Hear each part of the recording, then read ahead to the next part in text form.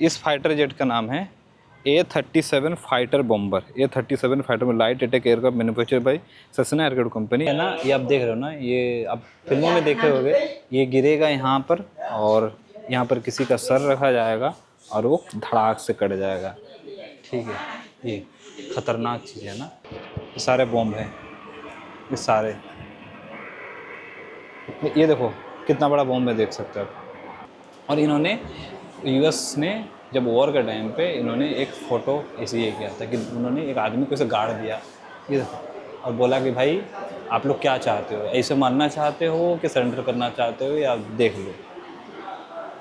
मतलब जो US soldier लोग ना मास्क के पहन के एसिड छिड़कते थे और गैस छिड़कते थे ताकि उनको कोई दिक्कत ना हो, गाँव वाले मरे। ये देखो ऐसे छिड़कते थे ये।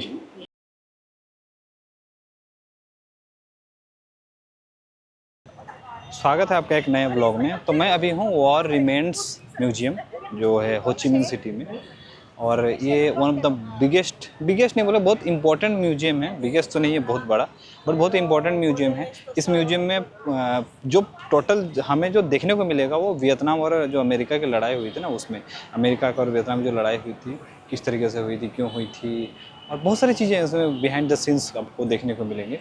तो बहुत इंपॉर्टेंट होने वाला है ये। और मैं बहुत मतलब यहाँ आने के लिए तरस रहा था कि सोचा कि चलो चलते हैं, मतलब कब जाऊँ यहाँ।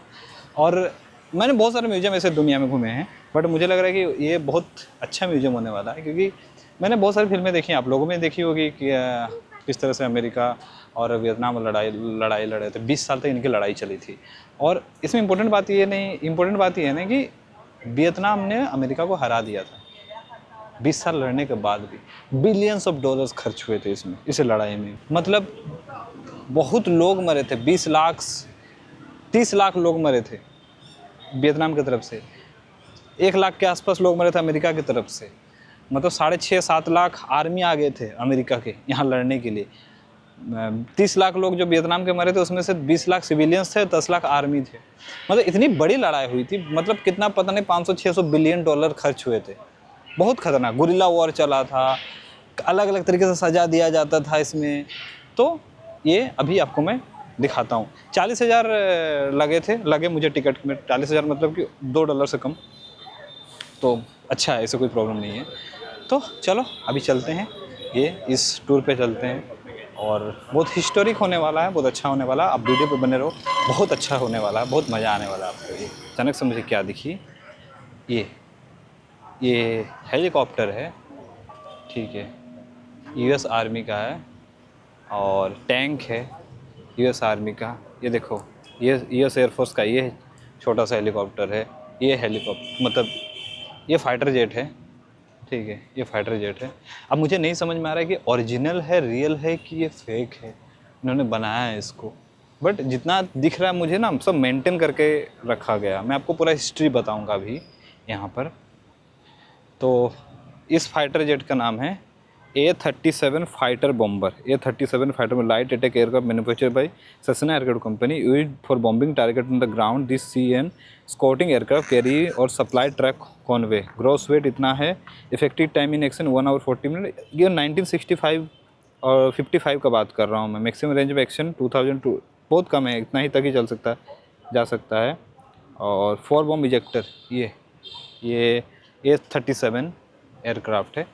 तो ये मुझे जहाँ तक लग रहा ना, इन्होंने ना कैप्चर किया था जब वियतनाम और यूएस वॉर में, क्योंकि यूएस ने अटैक किया था। वियतनाम वॉर हुई थी ना, बहुत ही मतलब कॉम्प्लेक्स सिचुएशन है। इसको समझाना सिर्फ एक तरीके से एक सिरा नहीं है इसके 50 ब्रांचेस है, 50 चीज़ें हैं, 50 रीजन है।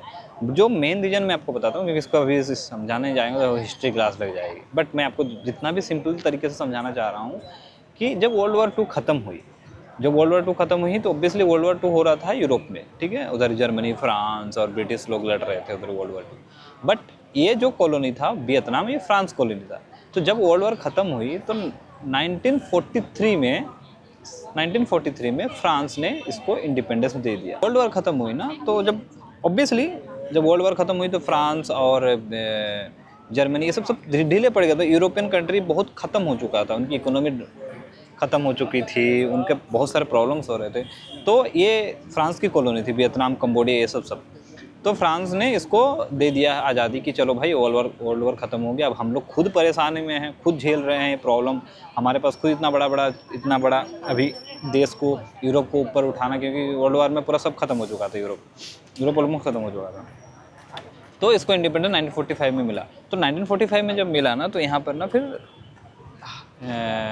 यहाँ पर, क्योंकि ऑब्वियसली इतना बड़ा वियतनाम कंट्री एक किसी और के कब्जे में था, अपना इंडिया जैसे, तो यहाँ पर क्या हुआ कि दो नॉर्थ और साउथ बन गए। एक हानोई जो नॉर्थ वियतनाम है, एक Ho Chi Minh which is like the south Vietnam. तो नॉर्थ वियतनाम और साउथ वियतनाम में ना ऐसे हो गया कि एक एंटी कम्युनिस्ट हो गया, एक कम्युनिस्ट हो गया। जो नॉर्थ वाला पार्ट है, जो हानोई है, वो कम्युनिस्ट हो गया, उसको कम्युनिस्ट सपोर्ट करने लगा, और जो एंटी कम्युनिस्ट हो गया ये आपका साउथ हो गया, ये होचिमिन। तो तब कोल्ड वॉर चल रहा था अमेरिका और इसके बीच में, क्या नाम है, रशिया के बीच में। तो तब कोल्ड वॉर चल रहा था, तो तब क्या हुआ, अमेरिका को लगा, तब सपोर्ट में आने लगे, मतलब कि रशिया ने सपोर्ट करने लग गया कम्युनिस्ट को, और यूएस सपोर्ट करने लग गया एंटी कम्युनिस्ट को। जहाँ अपॉर्चुनिटी मिलता है भाई ये लोग आ जाते हैं, बड़े बड़े देश। तो अब इसको रियलाइज़ हुआ कि भाई कहीं कम्युनिस्ट फैल ना जाए पूरा वियतनाम में, तो इसने, यूएस ने 1955 में अचानक से हमला करना शुरू कर दिया।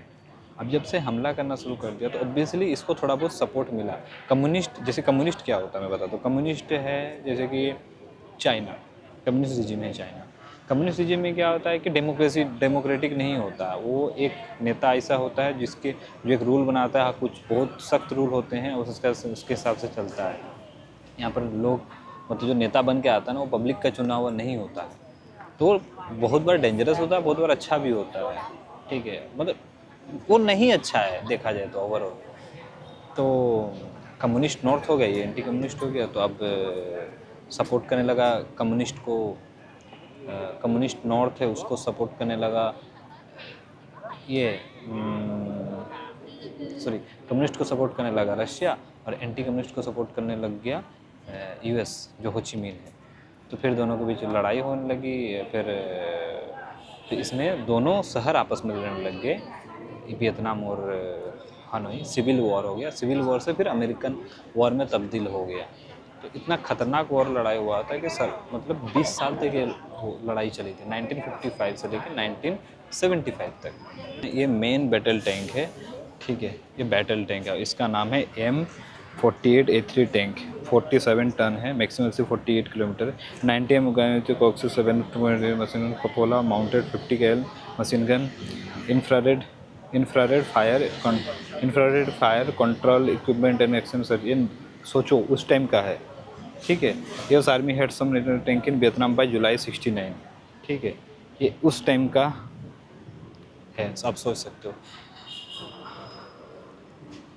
अब ये देखो, ये है आपका हेलीकॉप्टर, ठीक है। इस हेलीकॉप्टर का चिनूक हेलीकॉप्टर बहुत आपने नाम सुना होगा कि भाई इंडिया में भी बहुत फेमस है। CH-47 चिनूक हेलीकॉप्टर 4 पर लोगों का है, मैक्सिमम सिर्फ 298 किलोमीटर है, लेंथ है आपका इसका 15 मीटर है, वेट इतना है, फेरी रेंज अप्रोक्सीमेट 500 किलोमीटर। तो ये चिनूक, इस हेलीकॉप्टर में 2 ब्लेड आप देख सकते हो, इधर एक ब्लेड है, उधर ब्लेड, और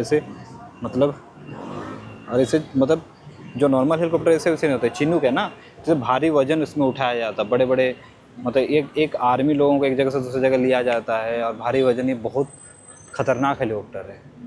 ये एक फाइटर जेट है, ठीक है। इस फाइटर जेट का नाम है F-5A जेट फाइटर। ये देखो F-5A jet fighter, light weight fighter jet है ये आपका, मैक्सिमम 998 kg है, इफेक्टिव टाइम इन एक्शन 1 घंटा 45 मिनट, 2000 किलोमीटर मैक्सिमम रेंज है। बहुत पुराना है ना, अभी तो बहुत ज़्यादा रेंज हो चुका है, और उस टाइम उतना ही था। ये देखो, ये फाइटर जेट, ये सब असली है, मतलब ऐसे कोई नहीं है कि डुप्लीकेट है, सब असली है। इसका इंजन है भाई साहब, इंजन तो खोखला ही होगा जहाँ से ये होता है, ये तो मैंने दिखाया आपको। ये एक हेलीकॉप्टर है, ये एक अलग हेलीकॉप्टर है, देखो यूएस फोर्स लिखा भी हुआ है, ठीक है। ये तो छोटा हेलीकॉप्टर है, ठीक है। ये एक बड़ा वाला है, ये एक अलग हेलीकॉप्टर है, ये ज़्यादातर वॉर में यूज किया जाता था, ठीक है। बट इसका मैं बताता हूँ, ये A1 sky raider, A1 sky raider है ये। फाइटर बॉम्बर मैन्युफैक्चर 420 से कैनन 15 बॉम्ब इनपुट एक्सपोजन फोटोशॉप, ठीक है। टाइगर केज करके, टाइगर केज, टाइगर केज यहाँ हम लोग घुस रहे हैं। अब टाइगर केज मुझे समझ में नहीं आ रहा कि क्या है ये।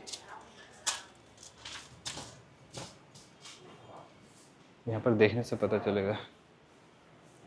वाह, ये तो मेरे को लग रहा है कि किसी को सजा दिया जाता है, जो ऊपर से इसे रख के किसी को मारने वाला, काटने वाला सजा है ये। By French in Vietnam in early 20th century, big jail on street train जैसा रहेगा। ये क्या है? ये ना, ये आप देख रहे हो ना, ये आप फिल्मों में देखे होंगे, ये गिरेगा यहाँ पर और यहाँ पर किसी का सर रखा जाएगा और वो धड़ाक से कट जाएगा, ठीक है। ये खतरनाक चीज़ है ना। तो ये एक्चुअली लाया गया था फ्रेंच लोगों द्वारा एंड अर्ली 20th सेंचुरी में, जैसे मैंने बताया ऑलरेडी आपको कि फ्रेंच कॉलोनी था, तो फ्रेंच लोगों द्वारा ही लेके आया गया था यहाँ पर कि भाई लोगों को एग्जीक्यूट किया जाएगा, लोगों को सजा दे के मारा जाएगा। और ये 1960 लास्ट टाइम था जब किसी को यहाँ पर मतलब इसके द्वारा किसी को मारा गया था। तो ये क्या होता था ना कि ये सन बाथिंग रूम बोलते हैं इसको।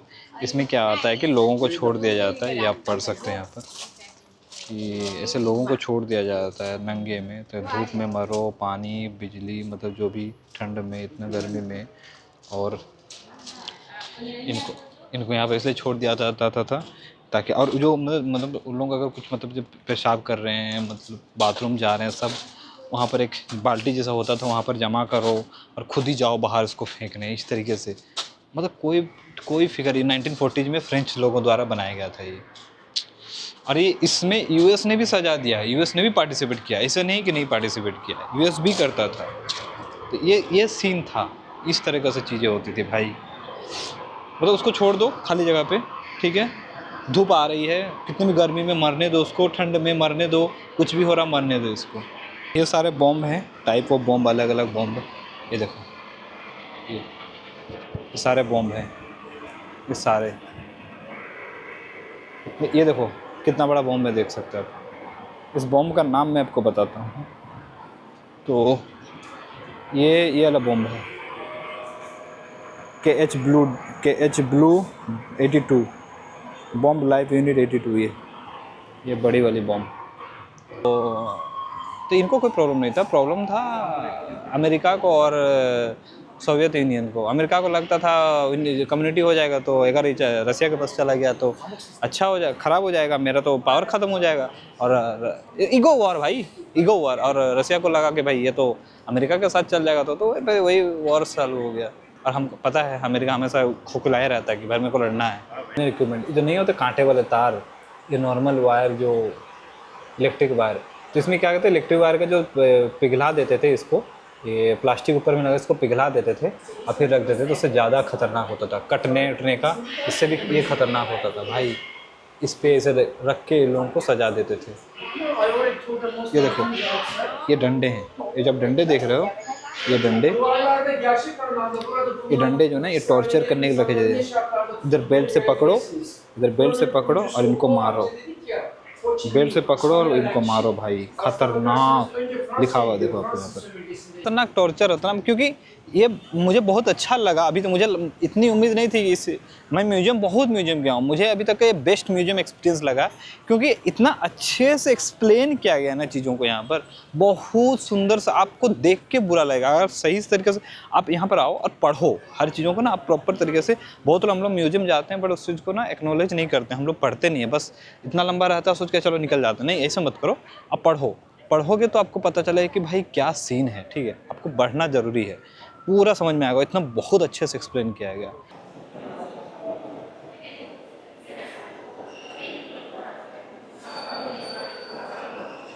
वॉल्स में सारा पिक्चर्स लगा हुआ है, मतलब इसका मोटो ये है कि वर्ल्ड सपोर्ट वियतनाम, यहाँ पर लिखा हुआ कहीं पर तुमने देखा था अभी कि the world supports Vietnam and its resistance to US aggression 1944-1975 ऐसा लिखा हुआ। तो जितना भी ना जो भी लोग सपोर्ट में आए थे उस टाइम वियतनाम के, सबका ऐसे लिखा हुआ है। जैसे कि मैं आपको दिखाता हूँ, ये people of Brussels Belgium really to request to stop the war in, ये देखो यहाँ पर लिखा हुआ। तो पीपल इन ब्रसेल जो बेल्जियम में rally to request west to stop the war in Vietnam में 1965। तो ऐसे से अलग अलग देखो, नॉर्वे के लोग, ये फेडरल रिपब्लिक जर्मनी के लोग, तो सब लोग ऐसे रैली निकाले थे, यूएस को बोल रहे थे कि भाई वॉर रोक दो, वॉर रोक दो, वॉर रोक दो, वॉर रोक दो।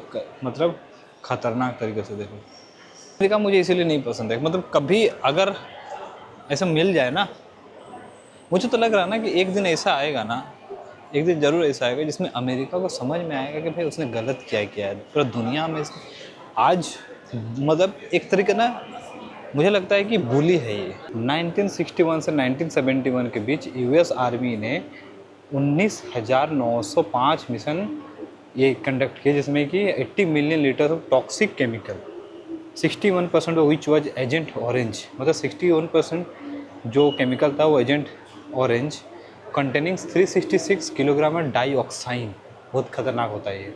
Over nearly 26,000 villages with an area of 3.06 million hectare, nearly a quarter of the total area of South Vietnam. 86% of the containment area was spread more than 2 times and 11% spread more than 10 times. मतलब भाई ये किस रास्ते पे चला गया था America लोगों को मारने के लिए। अब देखो इस तरीके से मास्क पहन के जो करते थे, मतलब जो यूएस सोल्जर लोग ना मास्क के पहन के एसिड छिड़कते थे और गैस छिड़कते थे ताकि उनको कोई दिक्कत ना हो, गांव वाले मरे। ये देखो ऐसे छिड़कते थे ये, मतलब। और उसका आफ्टर इफेक्ट में दिखाता हूँ आपको, ये है आफ्टर इफेक्ट। ये 1977 में पैदा हुआ है एजेंट ऑरेंज का विक्टिम, ये देखो 1917 में पैदा हुआ, ये 1937 में बाद में पैदा हुआ था, लेकिन बाद में ऐसा हालत हो गया। देखो ये देखो ऐसे से बच्चा पैदा होने लग गए थे यहाँ पर। ये देखो मतलब इस क्राइम की, इस तरह के क्राइम की सज़ा क्या हो सकती है। कोई एक इंसान करे तो उसको आप जेल में डालो, बट पूरा एक ऐसा देश ही करे जो सबसे बड़ा पावरफुल है, जो खुद को बोलता है कि मैं महान देश हूँ, उसको क्या कर सकते हो आप। मतलब अभी हम हिस्ट्री क्या होता है ना, हिस्ट्री को भूल जाते हैं लोग। मुझे नहीं लगता है कि हिस्ट्री को भूलना चाहिए, हिस्ट्री को नहीं भूलना चाहिए। हिस्ट्री रिपीट होती है और एक देश जैसा है ना वो ऐसे ही उसका माइंडसेट रहेगा। इसका माइंडसेट ऐसा है कि लोगों को बुली करने का, पावरफुल हूँ लोगों को बुली करो, लोगों को दबा के रखो, मतलब आप पागल हो जाओगे देख के। ये है, ऐसे लोग हैं, ऐसे हो गए थे लोग, देख लो आप। मतलब देखो यार, देख के बुरा लग रहा, फोटो में देख के बुरा लग रहा, रियल में तो कैसे ही होगा। ये देखो जब इवन आता है कि भाई आप लोगों को नहीं मार सकते, ये नहीं कर सकते, कुछ तो एक चीज़ है, मैं भूल रहा हूँ, वो आ जाते हैं, अमेरिका आ जाता है, भाई आप ऐसे नहीं कर सकते हो, दूसरा देश में जाकर। भाई तुम क्या कर रहे थे, तुमने कौन सा अच्छा काम कर दिया। सच्चाई देख लो यहाँ पर आके। सेम सिर्फ यहाँ का नहीं है, हर कंट्री में ऐसे हुआ है, जहाँ पर भी राज हुआ है, जहाँ पर वेस्टर्न आया है, सबका सेम चीज़ है।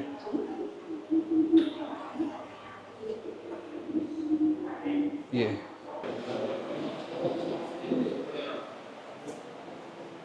लिखा हुआ है कि अलग बिल्डिंग में आया हूँ और यहाँ पर लिखा हुआ है, मैं परेशान हूँ ना, बोल नहीं सकता सिर्फ देख के। यहाँ पर लिखा हुआ है कि लेफ्टिनेंट बॉब कैरी, ठीक है, लेफ्टिनेंट बॉब कैरी, दे कट 66-year-old बुई बैन बाट एंड 62-year-old, उन्होंने एक 66 ईयर्स ओल्ड का और 62 ईयर ओल्ड इंसान का गर्दन काटा और उनके 3 ग्रैंड चिल्ड्रन, 3 पोता पोती को निकाला, 2 को मार दिया, एक को डिसओम्बेल्ड, मतलब शायद हाथ पैर काटा, पता मुझे इसका इंग्लिश का नहीं पता मतलब। Then this rangers move to dugouts of other family, और लोगों के डग आउट्स में गए जहाँ वो छुपे हुए थे। 15 सिविलियंस को उन्होंने मारा, इंक्लूडिंग 3 प्रेग्नेंट वोमेन, फिर क्या है यार, मुझे नहीं पता इसका, डिसबॉलर्ड है इसका इंग्लिश, जिसको पता था। एक girl, the only survivor was a 12 year old girl named Bui Thi Lon who suffered a foot injury. But ये बात रिवील नहीं हुआ था, ये बात 2001 में जो यूएस का सेनेटर था बॉब कैरी, वो कन्फेस किया इंटरनेशनल पब्लिक में कि मैंने ये किया था। ब्रूटलिटी देख रहे हो आप, क्या कर रहे थे ये लोग। और इन्होंने, यूएस ने जब वॉर के टाइम पे इन्होंने एक फ़ोटो ऐसे ये किया था कि उन्होंने एक आदमी को ऐसे गाड़ दिया ये, और बोला कि भाई आप लोग क्या चाहते हो, ऐसे मारना चाहते हो कि सरेंडर करना चाहते हो, या देख लो। और ये देखो, एक Indian army soldier skull of Vietnamese patriot जो लड़ रहे थे वियतनामी, और देखो ऐसे मार के उसका मुंडी का स्कल को ऐसा पकड़ा हुआ है। ये देखो, आधा मरा इंसान। भाई साहब देखोगे ना, ब्रूटलिटी देखोगे ना यहाँ पर, ये तो ह्यूमैनिटी से कहीं ज़्यादा ख़राब था। ह्यूमैनिटी भी शर्मा जाए, मानवता भी शर्मसार हो जाए, मानवता भी शर्मसार हो जाए इसको देख के। वॉर में तो इस वियतनाम वॉर में टोटल जो 3 मिलियन वियतनामी वर किल्ड, 3 मिलियन मतलब 30 लाख लोग, जिसमें से 2 लाख सिविलियंस थे और 10 लाख आर्मी में थे। 2 million people injured, 2 million people लोग इंजर हुए थे। 300,000 3 लाख लोग मतलब खो गए, सोचो मर ही गए वो। तो initiate war of aggression is not only international crime जैसे सपोर्ट। खैर मैं समझ सकते हो कितना बड़ा कांड किया था यूएस ने। भाई शुक्र है इनको घुसने दिया जाता है कंट्री में, ठीक है, इन लोगों को। मेरे जैसा लोग अगर पावर में आ जाए तो कभी घुसने ना देना, तुम लोग रहो बाहर रहो, हमें नहीं चाहिए यूएस का सपोर्ट। ये देखो, दिक्कत लग रहा है आपको कि क्या था यूएस, क्या कंट्री है। It's not a good country. ये देखो, मतलब ठीक है कुछ गलत किया होगा वियतनाम ने, मैं समझ रहा हूँ, बट इतना भी गलत नहीं कि आप उसके लोगों को मार जाके उसके पास, इतना भी गलत नहीं होता है। अभी मैं आपको जो सेक्शन दिखाने जा रहा हूँ, ये पूरा मतलब कैसे बताऊँ, सारे बंदूकें उनके के हैं, गन्स वगैरह हैं। ये देखो, ये राइफल्स, गन्स, ये सब वियतनाम वॉर में आर्मी के द्वारा भी यूज किया जाता था, और जो मतलब वियतनाम आर्मी और अमेरिकन आर्मी दोनों यूज करते थे ये सब बड़े बड़े मशीन गन। ये सब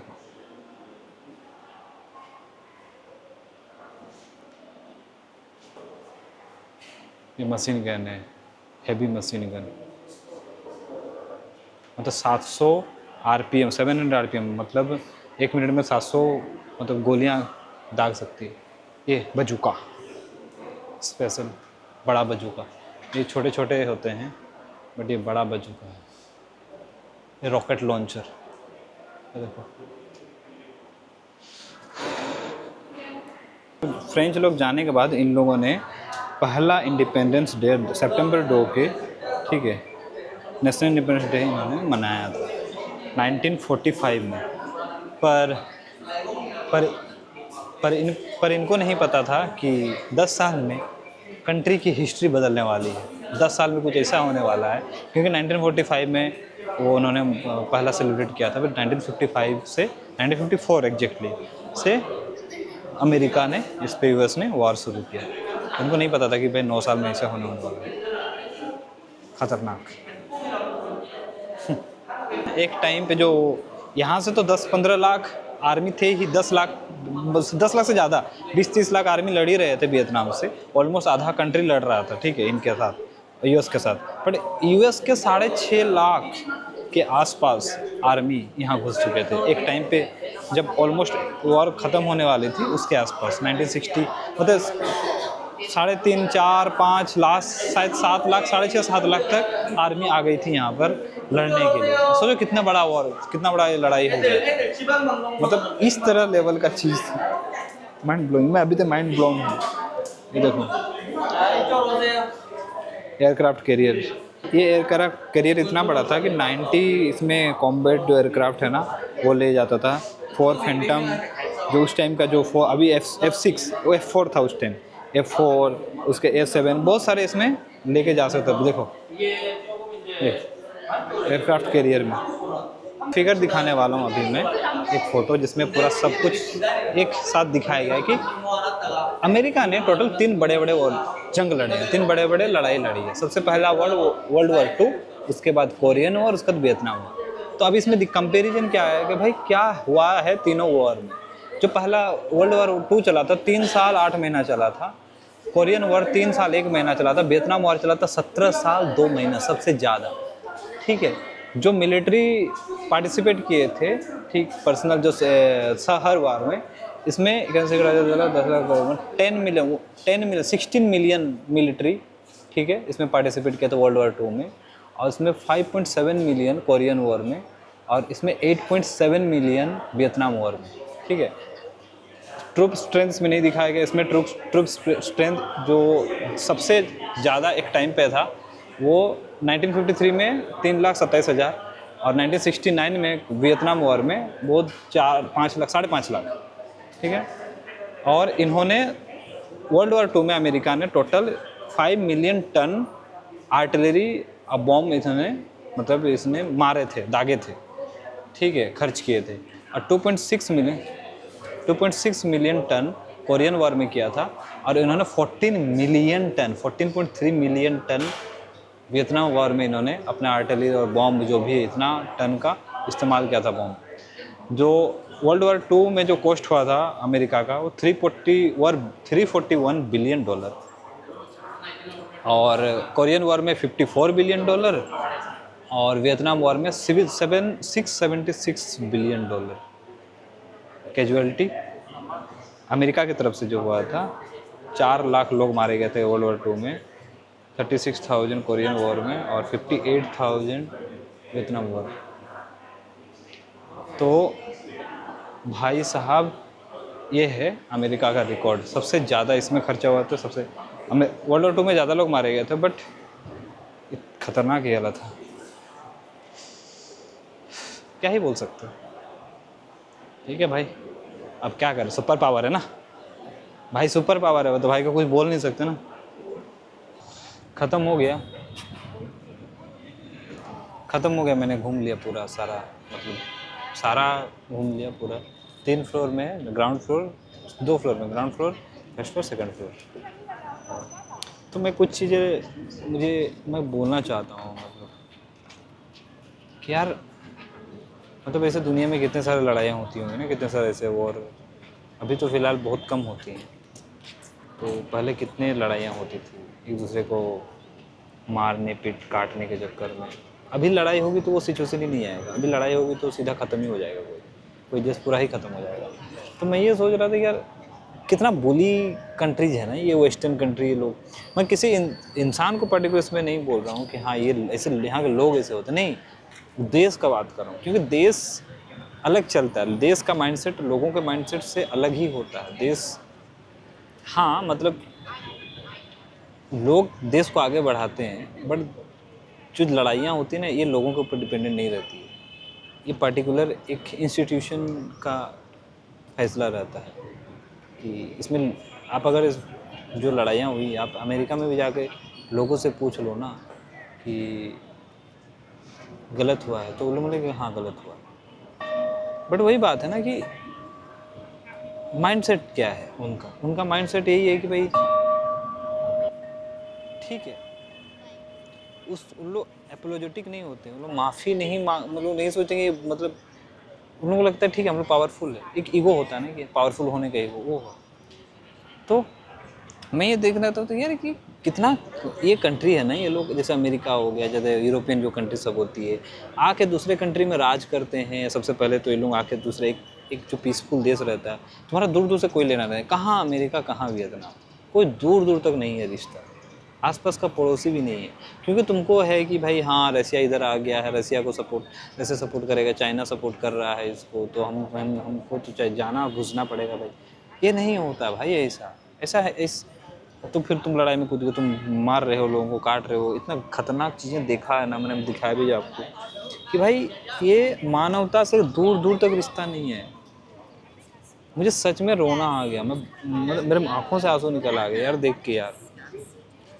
ऐसा कैसे कोई कर सकता है यार। अगर अपन जैसे कंट्री थोड़ा बहुत अगर थोड़ा अभी कहीं पर कुछ हो जाता है, कुछ एरिया में 2-4 लोग लड़ जाते हैं, 10 एक गांव लड़ जाता है, एक शहर लड़ जाता है, तो उधर से कमेंट आ जाता है यूरोपियन कंट्री से कि भाई आप लोग ह्यूमन राइट्स का वायलेट कर रहे हो। भाई ह्यूमन राइट्स रियली?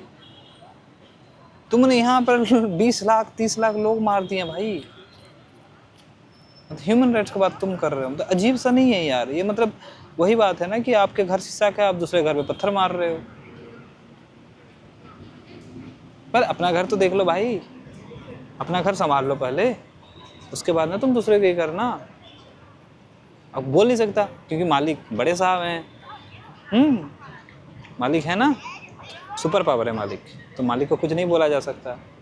नाराज़ हो जाएंगे मालिक, मालिक नाराज़ हो जाएंगे, फंड नहीं देंगे, मालिक नाराज़ हो जाएंगे तो पैसे नहीं देंगे, चाटते रहो, उनका ऑप्शन है नहीं। और हम लोग भी इतने हरामी कंट्री हो चुके हैं ना, मैं गुस्सा आ रहा है भाई, बनो ना, पावरफुल बनो। मैं सब जितने नेता वोते लोग हैं, जितने भी पॉलिटिशियंस, सबको यही बोलना चाहूँगा कि भाई अब देखो, आके घूमो दुनिया। मैं इतना सारा कंट्री घूमने के बाद, 23-24 कंट्री घूमने के बाद मुझे ऐसा लगता है कि यार वो लोग इसलिए कर पाते हैं ना क्योंकि उन लोगों के पास पावर है। अगर पावर नहीं होता तो नहीं कर पाते, मैं सच बता रहा हूँ। क्योंकि हम लोग कमज़ोर हैं और लोग पावरफुल है, और दुनिया वैसे ही चलती है, कमज़ोर को दबाया जाता है पावरफुल लोगों के द्वारा। आप नॉर्मल अपने सोसाइटी में देख लो, कहीं भी देख लो, आपको दबाया जाएगा, मतलब दबाया जाएगा। तो बेस्ट है बनो पावरफुल। सबसे नेता लोगों से बोलो भाई, ये आप, मैं सिर्फ नेता लोगों को बोलो, आपकी जिम्मेदारी बनती है, आप देश को आप डेवलप करो, देश को ऐसे बनाओ कि भाई कहीं झुकना नहीं पड़े। देखो चाइना से मैं बहुत ज़्यादा नफरत नहीं करता हूँ जितना मुझे अमेरिका से प्रॉब्लम है। क्योंकि चाइना भी बुली का शिकार हुआ है, चाइना ने खुद को प्रूव किया। देखो मैं आज चाइना से डरता है यूएस, डरता है इन द सेंस कि भाई उसको लग रहा है कि, मैं नहीं बोल रहा हूँ डरते नहीं, उसका कंपटीशन में कोई खड़ा है एक और कंट्री। क्योंकि चाइना ने देखा ना भाई क्या हुआ है उसके साथ। बस यार क्या बोलूँगा मैं, देख के ये सब अच्छा नहीं लगता यार, ये सब इतना सारा चीज़ सब इस तरह से लोगों को टॉर्चर। मतलब आप, मतलब एक कंट्री दूसरा कंट्री से लड़ता है, सजा किसको मिलता है? सिविलियंस को। अमेरिकन सिविलियंस तो कोई नहीं मरा, अमेरिकन में आर्मी लोग मरे थे, यहाँ जो आए थे 88,000 समथिंग 90,000 आर्मी मरे थे, सिविलियंस तो कोई नहीं मरा। क्योंकि वियतनाम तो नहीं गया था मारने, वो आया था यहाँ पर लड़ाई करने। भाई यहाँ के लोग मरे, यहाँ के सिविलियंस मरे, 30 लाख लोगों में से 20 लाख सिविलियंस मरे यहाँ पर। क्या गलती था उनका? यही कि यहाँ पर रह रहे हैं। भाई तुमको आना क्यों है? तुम क्यों छेड़ रहे हो यहाँ पर आके? और ये पार्ट पढ़ाएंगे, ह्यूमन राइट्स का पार्ट पढ़ाएंगे, भाई ये तुम लोग ना डेवलप, कहाँ से डेवलप होगा भाई? तुम लोग खुद ही नहीं करने दे रहे हो। जितने यूरोपियन लोगों का भी कभी कभी गुस्सा आता है, जो यूरोपियन गोरे लोग होते हैं उनका भी गुस्सा आता है, उन लोग जो झाड़ते हैं। कुछ दिन पहले मैंने सुना था कि भाई ऐसे इन्वायरमेंट ख़राब कर रहा है चाइना, इंडिया बहुत ज़्यादा लोग कार्बन प्रोड्यूस करता है। भाई अभी भी जाके देखो डेटा में, अमेरिका कितना कार्बन प्रोड्यूस करता है और कितना प्रोड्यूस करता है यूरोप। तुम लोग अमेरिका 25 करोड़ लोग हो, हम लोग इंडिया में 140 करोड़ है, एक चाइना में 140 करोड़ लोग हैं, फिर भी तुम लोगों से पीछे हैं। और बात करते हो कार्बन प्रोडक्शन का, तुम लोग डेवलप कर चुके हो। तुम लोग को पिछले 70-80 साल से, तब जब कुछ नहीं था ना, तब कार्बन प्रोड्यूस कर रहे थे हम लोग से 100 गुना ज़्यादा।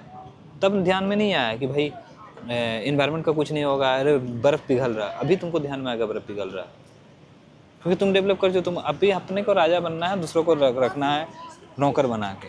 ये माइंडसेट है ना इनका, ये सबसे ख़राब माइंडसेट है इनका। माइंडसेट यही है कि रूल करो। छोड़ो, वीडियो लंबा हो जाएगा, अभी बोलते बोलते ज़्यादा ही हो जाएगा। चलो और ख़त्म करते हैं ब्लॉग को, और मिलते हैं अगले ब्लॉग पे, अगले जगह पे। तब तक के लिए बाय। और अगर आपको ये वीडियो अच्छा लगा तो शेयर करो, मैंने कोशिश किया है कुछ आपको अच्छा चीज़ दिखाने का। और शेयर करो, सब्सक्राइब करो, कमेंट करो क्या अच्छा क्या लगा क्या नहीं लगा, और सपोर्ट करो थोड़ा सा ताकि वीडियो बनाने में मज़ा आए। चलो मिलते हैं।